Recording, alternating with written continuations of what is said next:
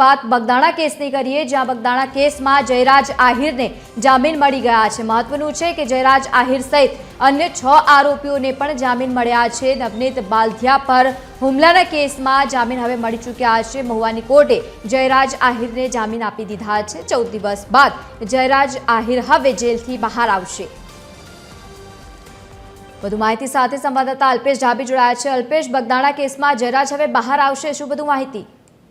જી લવલીન, ચોક્કસથી જણાવી દઉં, વાત કરીએ તો ભાવનગરનો જે બગદાણા બહુ ચર્ચિત કેસ છે કે જેમાં એક યુવાન પર હુમલો કરવામાં આવ્યો। જે યુવાન છે તે બગદાણા આશ્રમનો સેવક હોય અને પૂર્વ સરપંચ હોય, જેના પર હુમલો કરાયો હતો। સમગ્ર ઘટનાનો વિડીયો વાયરલ થતા જે ઘટના છે તેને લઈને જે 8 જેટલા શખ્સો છે તેને પોલીસે ઝડપી લીધા હતા। પરંતુ જે પોલીસની કાર્યવાહીને લઈને રોષ વ્યાપ્યો હતો, જેને લઈને એસઆઈટીની રચના કરવામાં આવી હતી, જેમાં કુલ 14 જેટલા શખ્સો છે તેમને પોલીસે ઝડપી લીધા હતા। તમામની ધરપકડ કર્યા બાદ જેલ હવાલે કર્યા હતા, જેમાં લોકશિકાર માયાભાઈ આહિર પુત્ર જયરાજ આહિરનો પણ સમાવેશ કર્યો હતો।